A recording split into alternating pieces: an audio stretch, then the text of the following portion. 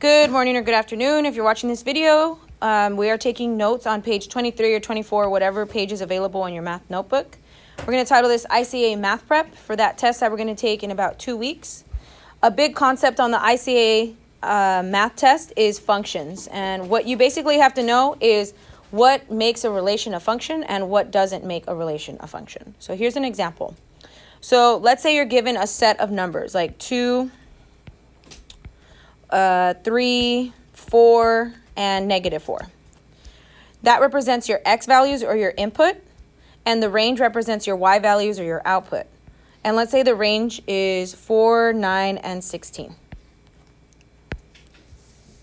Now, if every x value is paired with exactly one y value, then your relation is a function. So let's say 2 goes to 4, 3 goes to 9, 4 goes to 16, but then let's say you put -4 and it also goes to 16. This is allowed because every x value, every domain, has a y value attached to it, and only one. So maybe this equation is like x squared. You don't have to come up with the equation, but I'm just saying, let's say that this equation is y equals x squared. If you plug in 2, you get 4. If you plug in 3, you get 9. If you plug in 4, you get 16. If you plug in -4, you get 16. This represents a function. So you would say this relation is a function.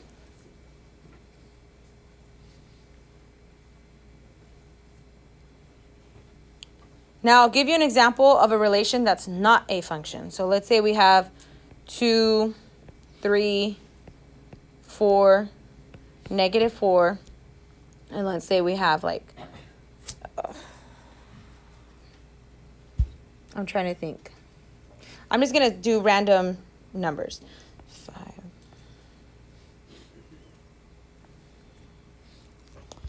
And let's say 2 goes to 5, but 2 also goes to 6. 3 goes to 6, 4 goes to 7, and then -4 goes to 7. Actually, let's erase this part. And let's just put another number here. Like -4 goes to 8. So if you guys notice, I'm going to highlight it in red. 2 cannot go to 5 and then also go to 6. Do you see how one x value is going to two different things? So then that means that this relation is not a function.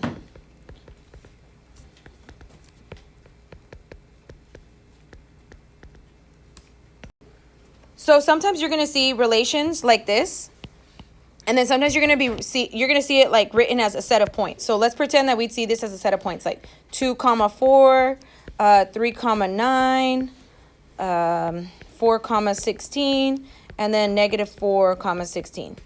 So another way that you could see if this relation is a function is just look at your x values and just notice, are any of your x values repeated? And if they're repeated, do they go to the same number?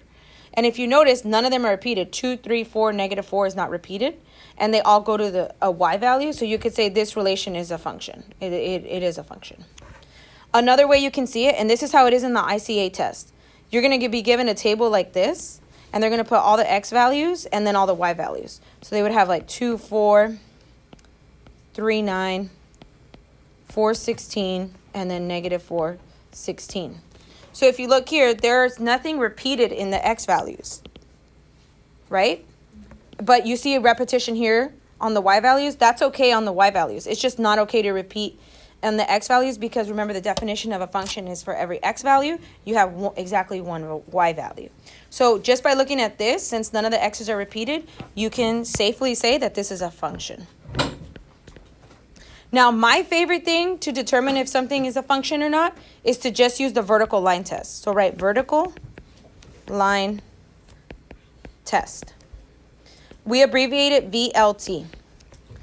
So sometimes I forget all these rules. I forget like, oh, which one can repeat the x's? Oh, no, not the x's, the y's can. Or if it's like this or if it's like this. Sometimes I do forget this method. So the vertical line test is what I always go back to. So let's say you're given a set of points like this. I would graph it and look at the graph.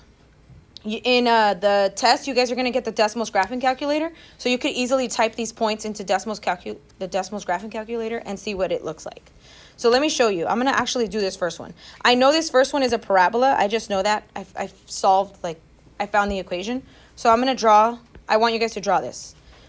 So first, I'm going to put in 2, 4. So 2, 4, I'm going to say is like here. And then 3, 9. I'm going to put like 3, 9 over here.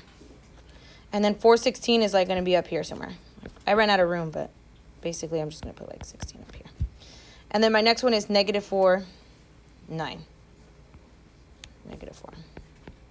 Now this is actually a parabola. So if you learned quadratics, you know that this is a parabola. It's like a big old U. Like that. All right. So a vertical line is a line that just goes up and down, right? So if a graph is a function or if a relation is a function, you can draw a vertical line anywhere. And if it intersects at only one point, it passes the vertical line test. So class, I am going to ask you, and you guys can answer. How many times does that vertical line touch the parabola? Once. What if I put a vertical line here? How many times does it touch the graph? What if I put it here? Once. It doesn't matter where I put a vertical line. Do you see how it's only going to touch the graph once? So since it passes the vertical line test, this is a function. Easy. Now, a classic example of something that's not a function. Can you guys guess, like, something that would not be a function, like a shape that I could draw on here? S. An S, yeah? I'm thinking of another one, though. Oh. A circle. So let's say I put a circle here, and I drop a vertical line. How many times is it going to touch? 2 times. So this fails the vertical line test, so it's not a function. Sorry, I ran out of room there, but it's not a function. So if you're ever asked, is the relation a function? You can always graph it or put it into decimals graphing and then just drop a vertical line, even just with your mind. And if it doesn't pass the vertical line test, it's not a function. That's hopefully easy for you guys to remember. All right, I'm going to pause my video, write down the laws of exponents, and then talk about them. So these are the laws of exponents. I gave you the examples. Well, I gave you what you do, the procedure, but now I'm going to give you examples, and I'm going to write them in purple. So let's say you have a base of 5 with the exponent of 3. 5 to the 3rd power times 5 to the 2nd power. What you would do is you would keep that base, and you would just add 3 and 2. So 3 plus 2 is 5. So 5 to the 5th power. That's that first rule, or the first law. Let's say we have 5 to the 5th power over 5 to the 3rd power. Then you would subtract. In order, you would go from the top exponent, subtract the exponent from the bottom. 5 minus 3 is 2, so you would have 5 to the 2nd power. And you could simplify. 5 squared is 25, or you could leave it as 5 squared. The next one is just teaching you about negative exponents and how you can treat negative exponents. So I'm going to give you an example first. 5 to the 7th divided by 5 to the 10th. So remember, you go in order. 7 is written first, and the 10 is written after. So 5 to the 7 minus 10 is 5 to the -3. Now, unfortunately, when you're answering exponent questions, you cannot answer with a negative in your, a negative can't be in your answer for the exponent. So you have to convert it. So if you look here, sorry, that 3 erased. So if you look here, if I have a negative exponent, I can make it positive by putting it under a fraction. Just so you remember, negative exponents represent tiny, tiny numbers, like a number that's even less than 1. Whereas positive exponents represent really, really big numbers. So just remember that this represents a very small number. Even smaller than 1. So that's why we're able to put it under a fraction. So 5 to the -3 is the same as 1 over 5 to the 3rd power. And when you put it under the fraction, the negative is represented by putting it under the fraction. So you don't have to put negative down there. So that would be your final answer. Now, the next example is pretty easy. Let's say we have 5 to the... Sorry, guys. Let's say we have 5 to the 3rd power raised to the 5th power. You would multiply the 3 and the 5 because the 5 is technically raising it. So 5 to the 3 times 5 is 5 to the 15. 5 to the 15. Now, I wouldn't work that out because that number would be too long. Just leave it 5 to the 15.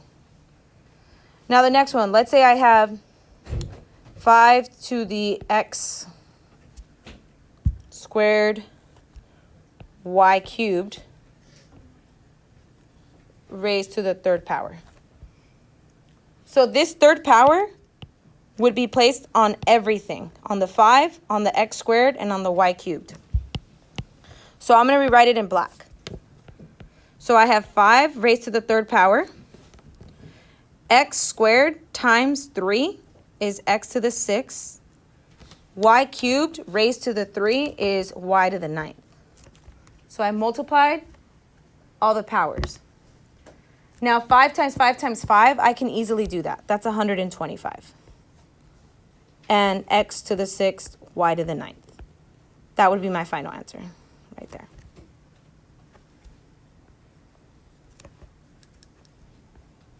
I'm going to rewrite that 9. Anything raised to the power of 0 is 1. Now, anything times 0 is 0. But if you're raising something to the power of 0, anything to the power of 0 is 1. So here's your example. 5 raised to the 0 is what, class? 1. What about 5,000 raised to the 0? 1. Anything raised to the power of 0 is 1. Now this last exponent rule is on your ICA test more than once. It's there a lot of times. So let's say you have a number and it's being raised. Actually, let me put a variable instead of 5. So let's say you have a variable raised to 3 to the 5th power. And you want to rewrite it in radical form. Remember, radical is just that square root symbol. So what you would do is you would take out this numerator and leave what's left over inside the radical. So I would have 5 radical x to the 3rd power. And that's it. That's it, the equivalent in radical form. So let's say I would have x to the 1/5. What would go outside? 5 radical x to the 1 power. But do I have to write 1? No, technically I don't have to. So the way I remember this rule is I remember x to the 1/2 equals 2 radical x. That's how I remember which one goes outside, either the 1 or the 2. The 2 always goes outside, like the denominator goes outside.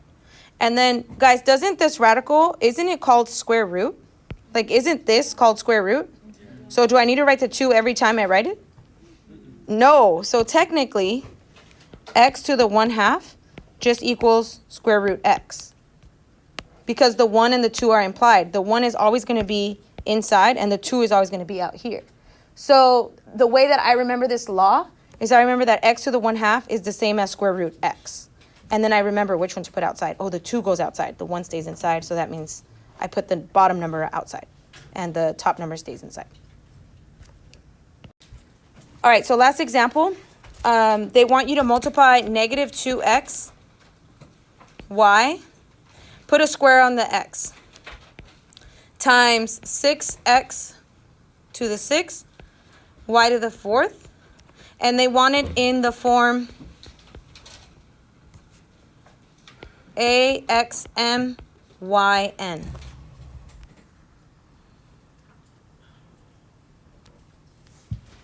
So what you do is you multiply the terms that are similar, like terms. Negative 2 times 6, you guys can say it. What is it? Negative 12. And then if you guys notice, x squared and x to the 6th are like terms. When you multiply things with the same base, what do you do with the exponents? You add them. So it's x to the 8th. And then the last ones are y. Well, if it doesn't have an exponent, what exponent is implied? 1. So y to the 1 times y to the 4th is y to the 5th. And is it in this form? Yep, you're done.